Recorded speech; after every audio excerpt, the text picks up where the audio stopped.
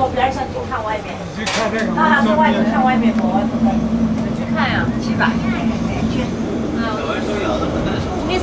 这个7个那个。是有柴油。哇喂！好啦，你看外面在拍，站起来哈哈。Let's look this. Up, down, up, down, up, down, up, down. Look at it. Cruise Loch Ness welcomes you aboard the Royal Scot. The Royal Scot is a custom-built cruise ship which complies with the British Maritime and Coast Guard Agency's regulations. For your comfort and safety, please listen to the following safety announcement. In the unlikely event of an emergency, please listen carefully to the instructions given through the vessel's public address system and directions given by crew members. Life jackets are stored under the seats in the saloon and in marked boxes on both the lower back deck and upper deck. Instructions are clearly displayed in the saloon and in the wheelhouse window. Crew members will assist if required. Life rafts are located on the top back deck. These will deploy automatically or manually, and crew members will instruct and assist you to board them.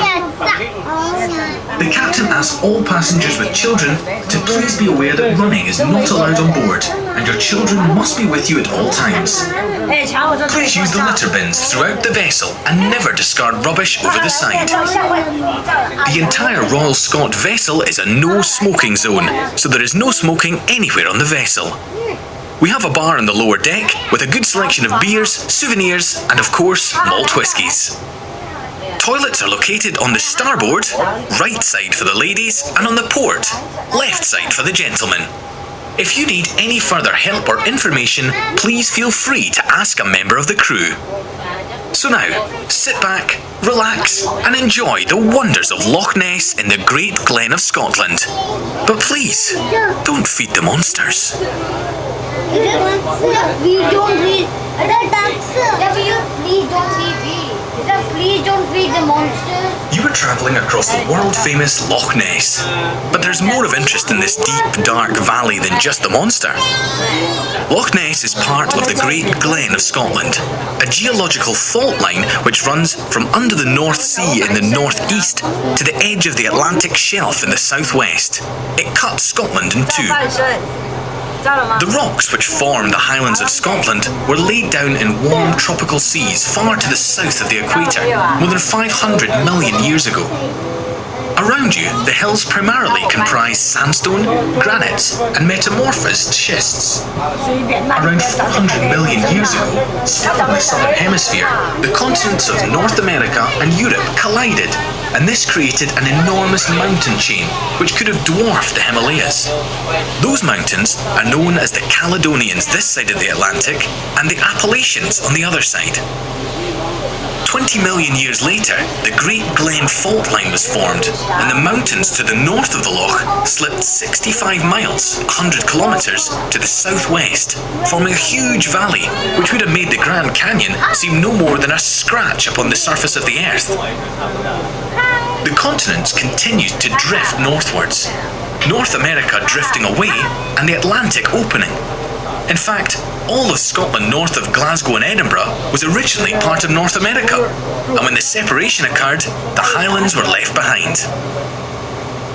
As the continents entered northern latitudes, they drew down upon themselves. The great ice ages and our enormous jagged mountains were eroded to the stumps you see on either side of you during your journey today.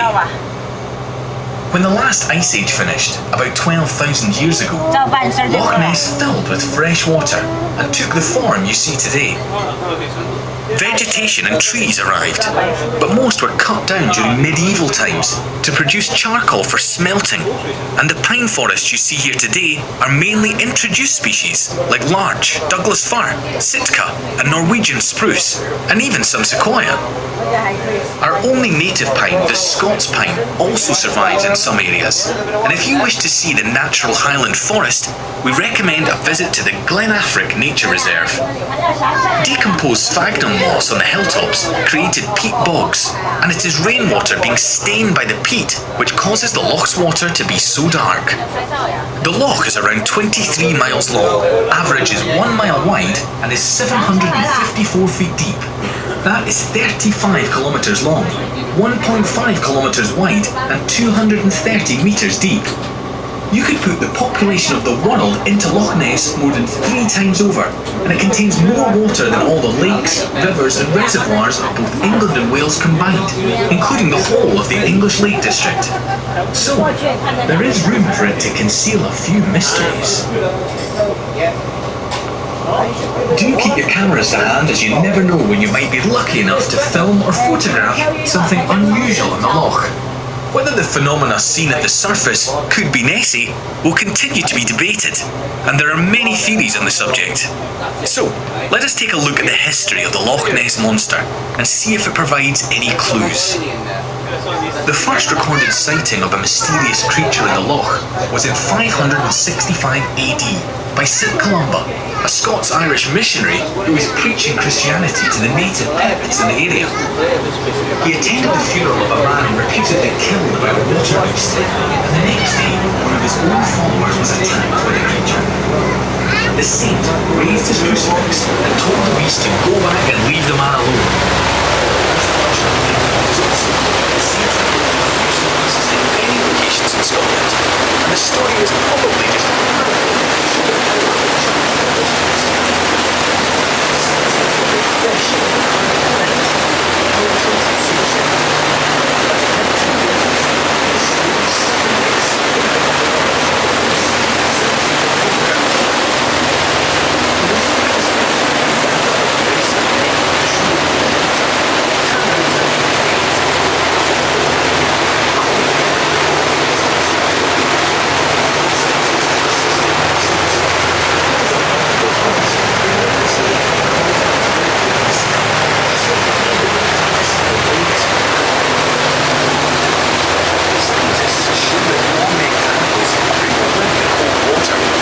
to its temperature and the lack of an adequate food supply.